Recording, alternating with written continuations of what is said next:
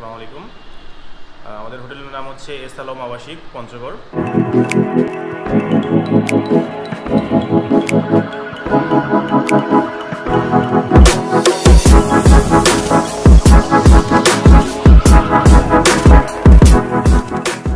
তো এখানের একটা জিনিস খুবই ভালো লাগছে, সেটা হচ্ছে এখানে হচ্ছে নামাজ পড়ার জন্য একটা জায়গা আছে, প্লাস ওযুখানা আছে।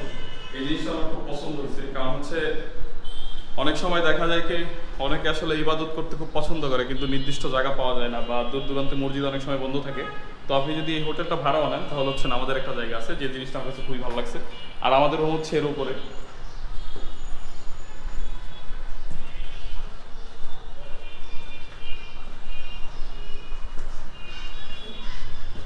এই যে আমাদের একজন টুরিস্ট এখানে দাঁড়িয়ে আছে, আর এই হচ্ছে আমাদের রুম যেখানে আমরা ছিলাম। তো আমরা এখন হচ্ছে চলে যাচ্ছি, যার কারণে ব্যাগটা গুছিয়ে এখানে রাখছি। এখানে হচ্ছে একটা ডাবল বেড আছে আর একটা হচ্ছে সিঙ্গেল বেড আছে।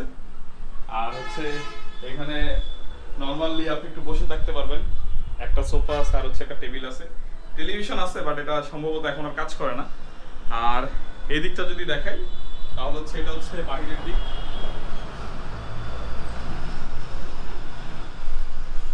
আর এটা হচ্ছে হোটেলের ওয়াশরুম, জানি না কতটুকু কেমন, বাট মোটামুটি এই প্রাইসের মধ্যে চলে বললেই চলে।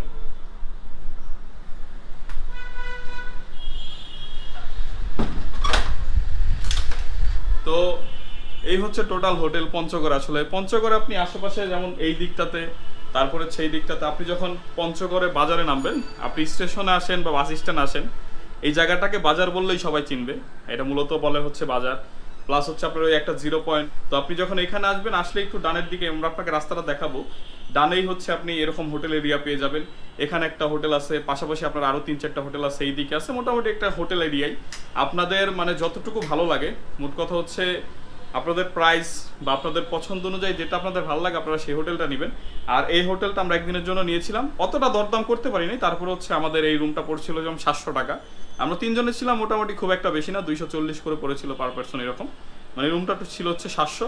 এখানে এসিও আছে, কিন্তু আমরা নন এসিটা নিয়েছিলাম, মানে এসি অন করা হয়নি, কারণ হচ্ছে পঞ্চগড়ের তাপমাত্রাটা মানে আজকে রাতেও ছিল প্রায় 25-26 ডিগ্রি এরকম। তো যাই হোক, এটা ছিল আমাদের হোটেল, আর এই হোটেলে আমরা ছিলাম। তো এখন আমরা নিচে যাব, প্রয়োজন আমরা হচ্ছে রিসেপশনের যে লোক আছে বা হোটেলের ম্যানেজার বা মালিক যেই আছে তার সাথে আমরা কথা বলবো। তো চলেন নিচে যাই। তো এটা হোটেল এরিয়াই, এইদিকে আমাদের রুম ছিল, এইটা ছিল আমাদের রুম। আর এটা হচ্ছে এরিয়া, এখানে আরো কিছু রুম আছে, যদি অন্ধকার এখন।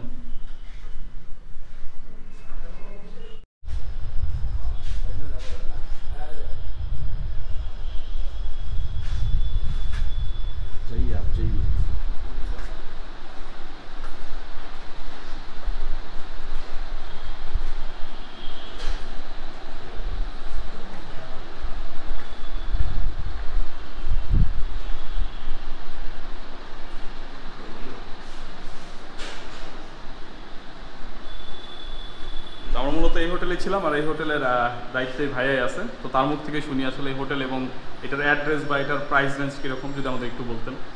আচ্ছা, আসসালামু আলাইকুম। আমাদের হোটেলের নাম হচ্ছে এস আলম আবাসিক পঞ্চগড়। এটা পঞ্চগড় সদরেই, মেইন শহরেই আর কি।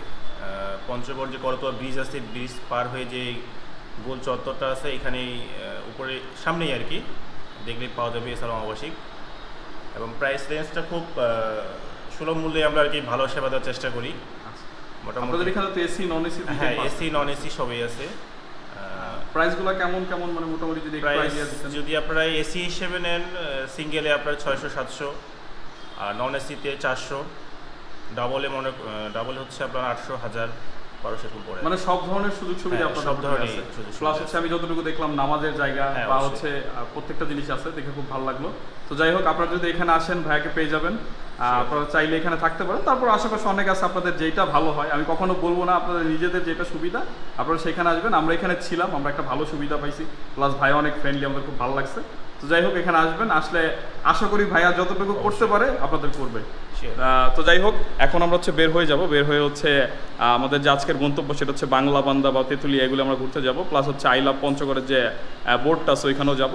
তো যাই হোক আপনারা চাইলে আসতে পারেন। তো এই হচ্ছে আসলে পঞ্চগড়ের হোটেল সম্পর্কে আপনাদের টুকটাক যতটুকু আইডিয়া দিতে পারলাম দিলাম। তো ভালো থাকবেন সবাই।